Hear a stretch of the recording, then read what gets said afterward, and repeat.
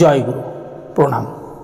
শ্রী শ্রী ঠাকুর অনুকূলচন্দ্রের দিব্য জীবন দর্শন থেকে ভক্তিমূলক আলোচনা। শ্রী শ্রী ঠাকুরকে প্রশ্ন করা হলো, ভক্তি কাকে বলে? শ্রী শ্রী ঠাকুর বললেন, পৃষ্ঠের উপর একটা নিরবিচ্ছিন্ন ভালো লাগার টানকেই ভক্তি বলে। কি করলে ভগবানে ভক্তি হয়? শ্রী শ্রী ঠাকুর বললেন, আমি তাকে ভালোবাসি এমনতর ভাব রেখে মুখে ভালোবাসার কথা বলা, আর ভালোবাসলে মানুষ সেই ভালোবাসার বস্তুকে তৃপ্তি দেবার জন্য যেমন যেমন যা যা করে শুধু তাই করলেই আপনি ভক্তি ভেতর থেকে ক্রমে ক্রমে মাটি ফুঁড়ে ফোয়ারা বের হবার মতো বেরোতে থাকে। আর ওই টান যার সাথে যুক্ত হয় তাকেই যোগ বলা হয়। যোগী বললে আমি সাধারণত বুঝে থাকি ভক্তিমান বা প্রেমী। অন্তরে ভালোবাসা নেই অথচ বাহিরে ভক্তি ভালোবাসা দেখাচ্ছে, কপটতা বা কৃত্রিমতা নয় কি? শ্রী শ্রী ঠাকুর বললেন, ওই বাইরে করা আর কওয়ার সাথে যদি ভাবের দরজাটাকে খুলে রাখা যায়, কৃত্রিমতার সাবার ওখান থেকেই। কি রকম?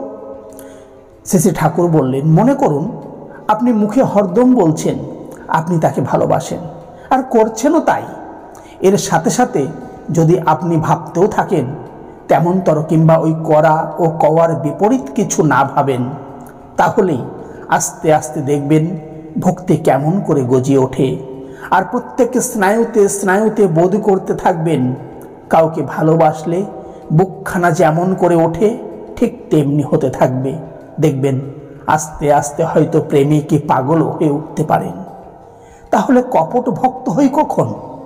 শ্রী শ্রী ঠাকুর বললেন, কওয়া আর করার মাঝখানে যদি কবাট পড়ে যায়, কিংবা করা আর ভাবার মাঝখানে যদি কবাট পড়ে যায়, ওই পড়া কবাটই আপনাকে কপট করে তুলবে।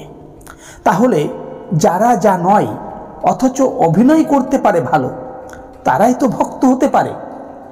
শ্রী শ্রী ঠাকুর বললেন, হ্যাঁ তা পারে বই কি।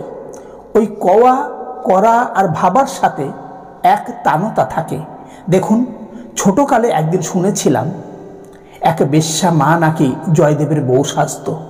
ওই রকম থিয়েটার করতে করতে একদিন তার কেমনতর হলো, সে ভগবান ভগবান করে পাগল হয়ে উঠল। রঙ্গমঞ্চের থিয়েটার সেই থেকে ফুরল। দুনিয়া মঞ্চের প্রান্তরে তার ভক্তি তাকে ভক্তির অভিনয়ে নিয়োজিত করল। ক্রমে ক্রমে সেও ভুলে গেল সে কেমনতর ছিল। আর তার পারিপার্শ্বিক যা কিছু, তার কথায় প্রাণময়ী ব্যথায় কাজে সেবায় মুগ্ধ হয়ে তার চরিত্রের অজস্বিনী রসে উদ্দীপ্ত হয়ে উঠতে লাগলো। সে যে বেশ্যা ছিল প্রত্যেকে তা জেনেও তার প্রতি আর তেমনতর ভাব আনতেই পারলে না। তার ইষ্ট তাকে হাত ধরে দুনিয়ার পরম স্বর্গীয় ভোগের ভিতর দিয়ে ঘুরিয়ে নিয়ে বেড়াতে লাগলেন। নরক নিভে গেল। স্বর্গ মুচকি হেসে তাকে আলিঙ্গন করে তার সৌরভে দিগ দিগন্ত উদ্ভাসিত করে তুলতে লাগলো। এমন কেন হলো বোঝেন? কওয়া আর করা চলতে চলতে ওই ভাবের দরজাটা খুলে গিয়েছিল।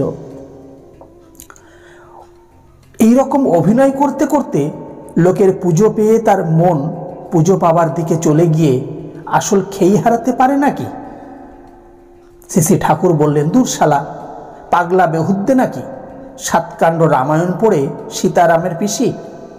যে ভালোবাসে সে কি আর ভাবে আমি ভক্ত? সে ভালোবাসার কথাই কয়। ভালোবাসলে যেমনতর করা আসে তাই করে, আর তেমনি ভাবেই ভাবিত হয়। লোকে বলে সে ভক্ত, লোকে যা বলবে সে তা যদি নিজেকে নিজেই বলে ফেলে বা ভেবে ফেলে, তাহলে যার দরুন লোকে তাকে ভক্ত বলতো তার তো অপলাভ হবেই। তার তেমন করা ও ভাবারও মিল থাকবে না।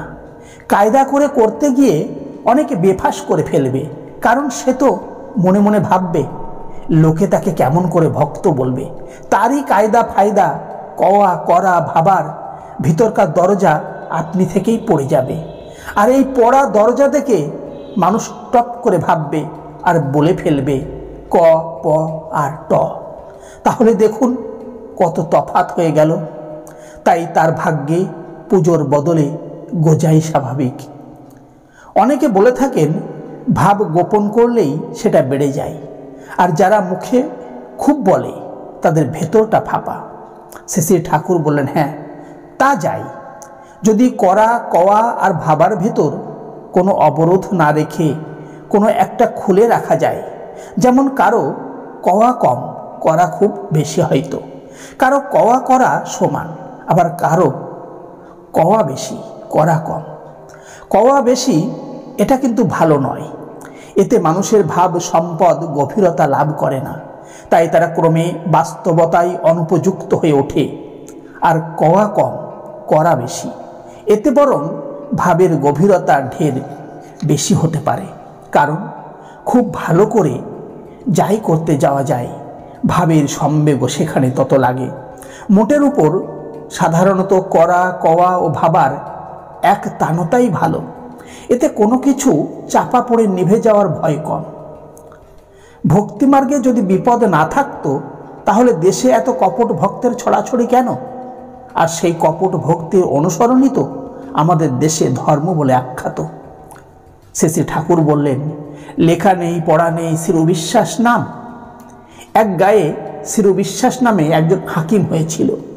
অনেকে দেখলে চিরবিশ্বাসের জবর ক্ষমতা, সে মানুষকে জেলে দেয়, জরিমানা করে, তাকে দেখলেই লোকজন সালাম দেয়। গায়ের একজন যুবক ভাবলে, আমিও যে মানুষ, চিরবিশ্বাসও তাই। চিরবিশ্বাসের এত বড় ক্ষমতা হলো, আর আমাকে কেউ কেয়ারই করে না, এ নিশ্চয়ই ওই চিরবিশ্বাস নামেরই ক্ষমতা। এই ভেবে সে ভাবলে, এতদিনে ঠিক ধরতে পেরেছি, নতুবা সব শালা আমার মতো চিরবিশ্বাসের এত পদবী কেন? আমার মা বাবা বেকুব, আমার নাম যদি চিরবিশ্বাস রাখত তবে এমনতর দুঃখ দুর্দশায় পড়ে থাকতে হতো না। কত শালা আমাকেও ওই চিরবিশ্বাসের মতো সম্মান করত। এত সব আফসোসের কথা ভেবে সে ঠিক করলে, যাক, মা বাপ যা করেছে তা করেছেই, আমি আমার নামটাকে বদলে আজ থেকে চিরবিশ্বাস রাখব। এই তাহলেই চিরবিশ্বাস যেমন হয় তেমনি করতে পারবো। আমার ভেতরে কত শক্তি আছে দেখাবো। এই বলে বেকুব বেটা আরম্ভ করলে হম্বিতাম্বি, মার ধর ইত্যাদি। পাড়ার লোকে থানায় খবর দিলে, দারোগা এলো, পদে চামুক মারতে মারতে বলল, বেটা লেখা নেই পড়া নেই চিরবিশ্বাস নাম। এখন তার আক্কেল হলো, লেখাপড়া না শিখে চিরবিশ্বাস হওয়া যায় না। তাই যখন ভক্তের সমৃদ্ধি দেখে তার লোভ সামলাতে না পেরে সোজা লাভের আশায় আশায় যা করে ভক্ত হয়, তা না করে ভক্ত কবুলিয়ে নিজের প্রত্যাশাকে পূরণ করতে অধীর হয়ে ওঠে, তখনই ওই দুর্দশা এসে হাজির হয়, আর তাদের মুখের ধর্মও অমন্তর বিপজ্জনক হয়ে ওঠে। সোজা ভক্ত হওয়া বরং ঢের সোজা, কেরদানি করে ভক্ত সাজার চাইতে। সেই জন্যে তার ফল দুর্দশাও অত্যন্ত কঠিন। জয়গুরু। আজকের মতো এই পর্যন্তই। সকলেই ভালো থাকুন, সুস্থ থাকুন, আনন্দে থাকুন, আর চ্যানেলটি সাবস্ক্রাইব করে সঙ্গে থাকুন।